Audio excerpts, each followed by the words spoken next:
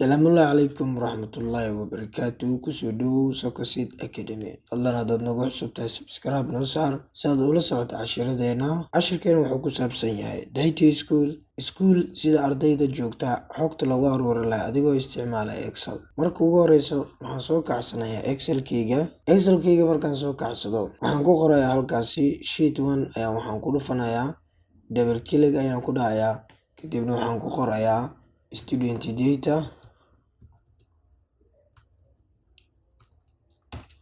kadib waxaan leeyahay enter kana waa iska deleedayaa ama waxaan ku dhufanayaa hide waan iska deleedayaa.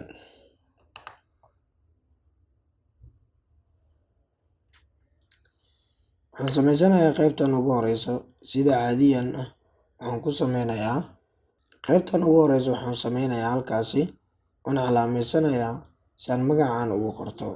Waxaan ku dhufanayaa halkaasi merge and center kadib waxaan ku dhufanayaa double click kadibna halkaas waxaan ku qoranayaa magaca akademiyada Soccer Academy. banaanka click ku siinaysaa kadib waxaad u laabanaysaa booskaadii hore kadibna waxaad ku daraysaa farta waxaad ku daraysaa size-keeda ayaad ku daraysaa oo waad weyneynaysaa.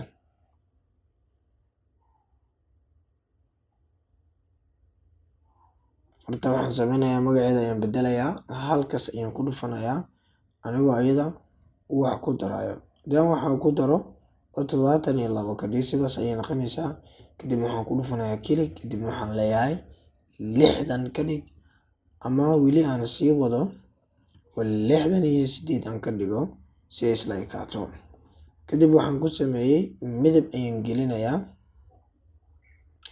midab alaali iyo midabkaad jeclaysto ayaad gashan kartaa kaa ayaan iska gelinayaa aniga.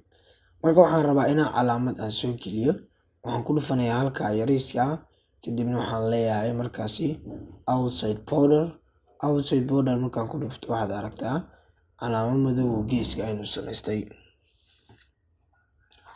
waxaan imaanayaa qaybtan geeska ah oo waxaan ku qorayaa meeshaasi student ID number kadib waxaad leedahay tab saad ugu boodo seelka ku xiga ama column-ka ku xiga. waxaan qorayaa haddana full name ardayga magaciisa oo dhammaystiran waxaan leeyahay tab kadib waxaan qorayaa haddana subject maadadii ayaan qorayaa haddana tab ayaan leeyahay oo waxaan qorayaa shift xilliguu dhigto time ayaan ku darayaa haddana waxaan qorayaa date oo ah marka taariikhda waxaan qorayaa buugga oo ardayga uu marayo month bisha lagu jiro oo ardayga lacagta uu bixinayo cash lacagtu uu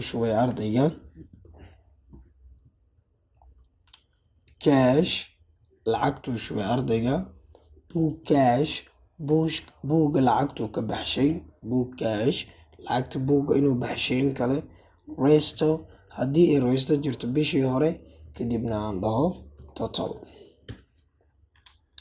total markaan dhaho waxaad aragtaa meeshani inay madaxa iskugu jiraan book cashka.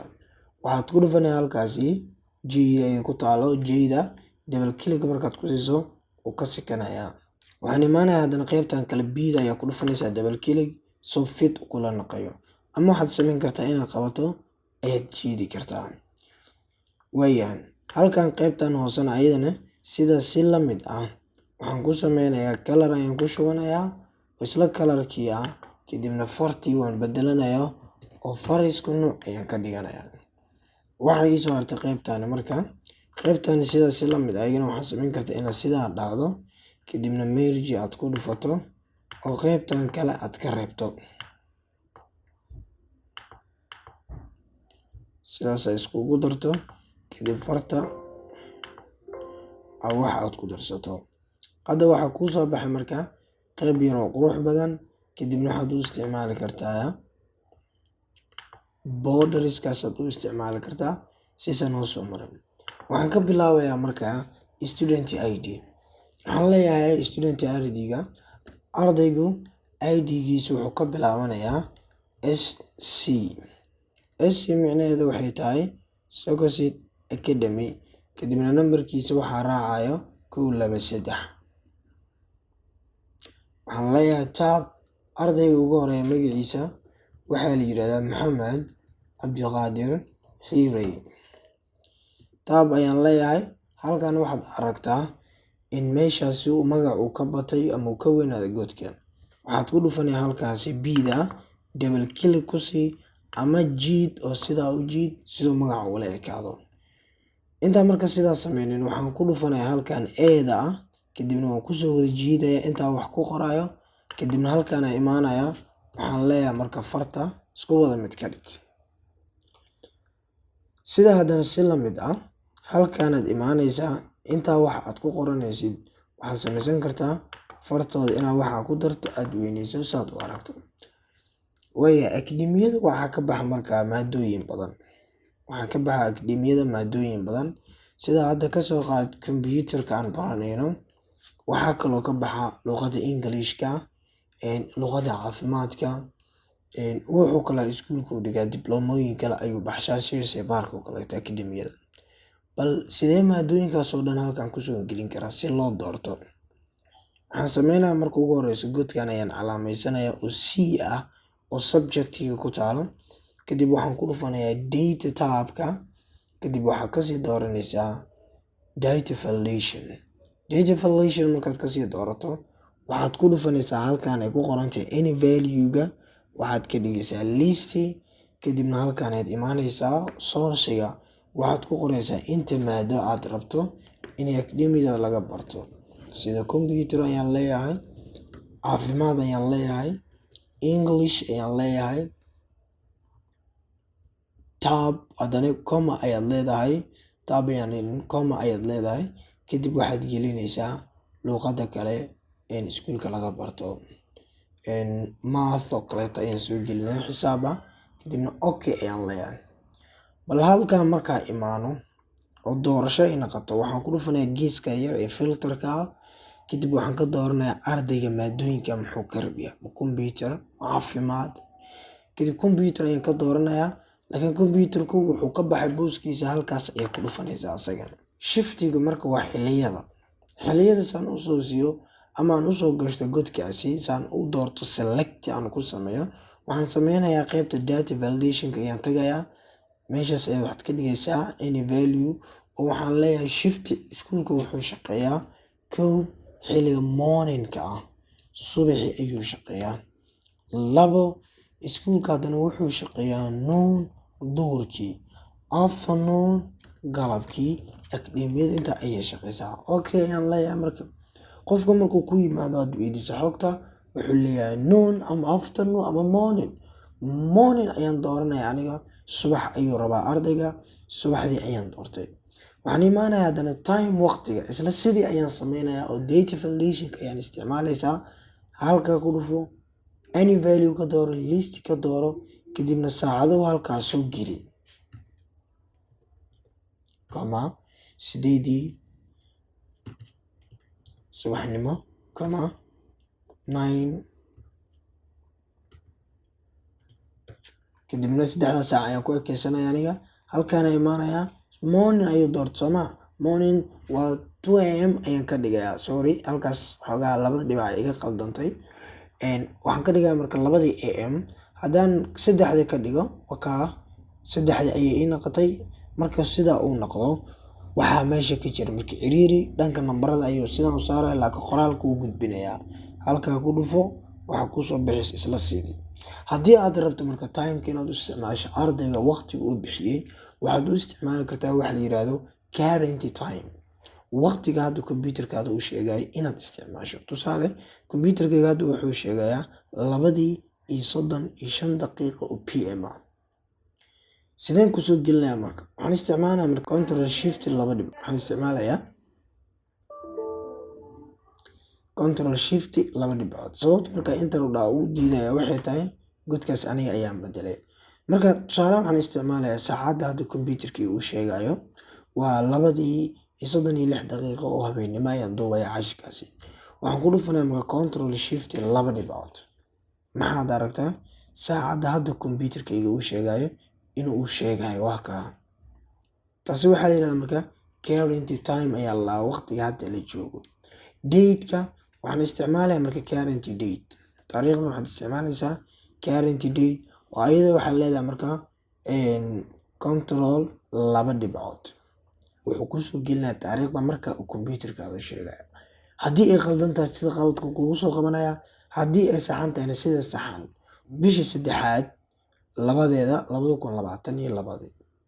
Waxaan leeyahay marka akademiyadu buugyada ay bixiso, haddii caafimaad ahaan lahayd, haddii computer ahaan lahayd, haddii English ay ahaan lahayd, haddii math ay ahaan lahayd. Waxaan isticmaalayaa marka data tabka, data validationka ayaan ka isticmaalayaa. Halkaa ku dhufo, halkan ka dooro, list ka dooro. Ogow markaad isticmaalaysa listiga waa inay ku select garaysnaataa ama highlight uu ku saaraya meeshaad u isticmaalayso. Haddii hal cell aad joogto, halkaas cell uu kaaga dhigayaa. Haddii aad joogtid marka column-ko idil ayuu kaaga dhigayaa. Halkaan aan imaanaya marka buugga waxaan ka bilaabayaa computer ayaan ka bilaabayaa. Computerka ardayga kow waxaa la baraa MS Window. Waa inuu computerka horta qofka aqoon u leeyahay Window isticmaalayo. Kadib waxaa ku xiga buugaagta MS Microsoft Office.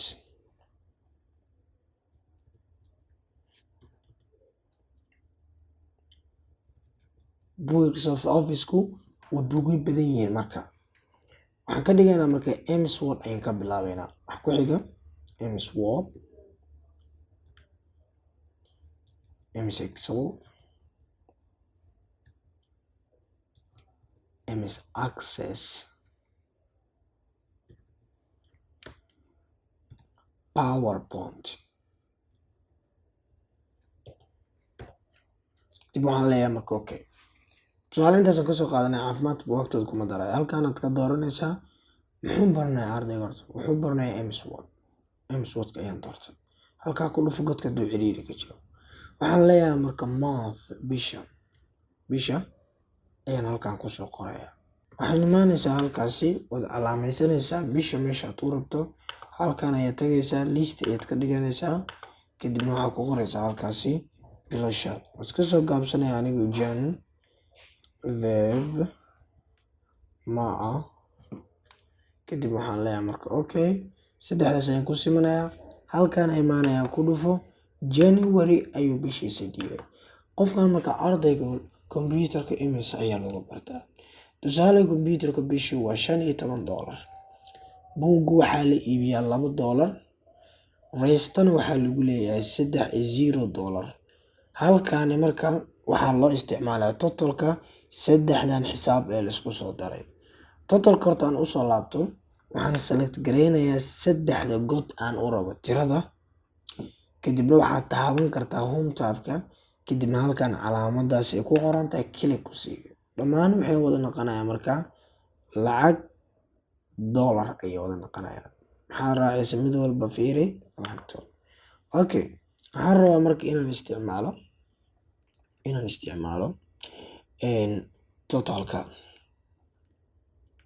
isticmaalo totalka. Xisaab walba aan gelay inuu isku daro. Haddii rest jirto uu ku daro, haddaysan jirin uu ka jaro. Waxaan isticmaalayaa marka wax la yiraahdo automatic sum. Waxaad taabanaysaa alt iyo is equal. Kadib waxaad leedahay enter.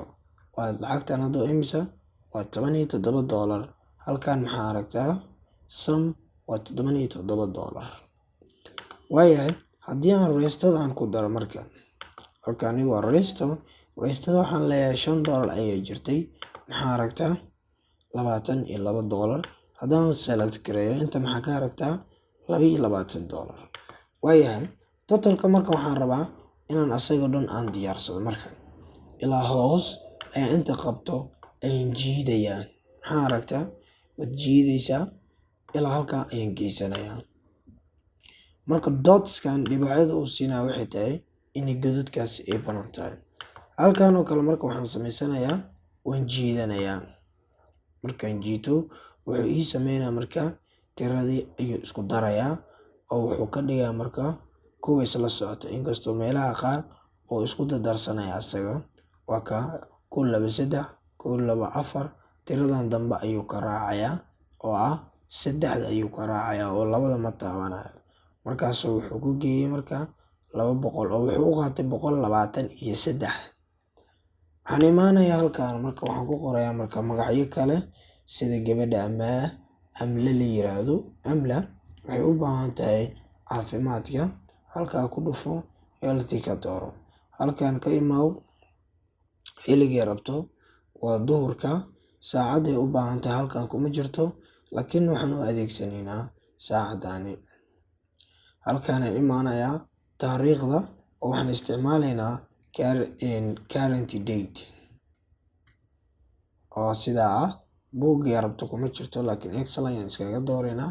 January bisha February lacagta waxaa laga rabaa $6 oo koorsada ah iyo $2 oo buug ah.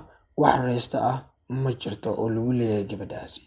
Hadda markaan waxaan rabaa inaan dul istaago meeshaan reystada ah. Meeshani reystada inaan dul istaagaan rabaa. Totalka waxaad aragtaa hadda inuu isku wada darsaday. Wakaa reystada uu ku darsaday. Reysta ma lahan oo 0 ayaad ka dhigaysaa kasii soconaysaa. 0 wuxuu aqoonsanayaa calaamadaasi oo wax kuma jiro. Waxaan qoranayaa haddana marka gabar kale la yiraahdo Faaduma Cali. Waxay baranaysaa computer waxayna u baahan tahay afternoon. Waxay u baahan tahay afternoon ayay u baahan tahay. Halka geeska igu dhufo afternoon. Saacadu waan ka boodayaa oo ilaa hadda ma cayino. Taariikhdana sidaas la mid ah.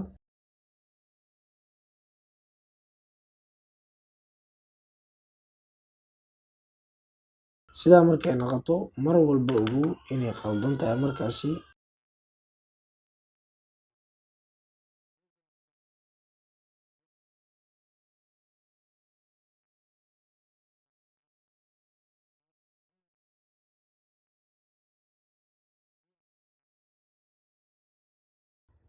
Tusaaleedoo kaleeto ka dooranaya Excel. Kan imaanaya waxaan u dooraa MS Access. Halkaan imaanaya waxaan u dooraa PowerPoint. Kaas imaanaysa waxaad dooraysaa MS Window. Select garaynaysaa kadibna waad ku jiidaysaa. Wuxuu kaaga kala dhigaa marka buugaag kala duwan. Sidaas la mid ah bilasha waxaan ku soo darsanayaa bisha 3aad ee igu jirta. Waxaan sameynayaa oo ku jiidanayaa. Waa tusaale hadda waxaan wadnaa anaga lacagta ayaa ii soo hartay markaas. Lacagta waxaan leeyahay marka labadan tiro waxaan ku darayaa tiro $25 ah $2 buug ah iyo $10 oo reysta ah. Intaas $37 ayaa laga baahan yahay inuu baxsho. Tiradan ayaan koobiyeynayaa waan jiidayaa. Laakiin meesha uu waxa kaga darayo waxaan leeyahay marka koobi oo keliya tiradaas igu soo celiyo. Wax reysta ah jirta ma lahan oo wada 0 ayaan ka dhigayaa markaasi oo macnaheedu tahay wax reysta jirta ma lahan. Halkaan imaanaya marka magacyadii ayaan soo celinayaa. Ayagan ayaan koobiyeysanayaa oo waxaan ku leeyahay marka badi.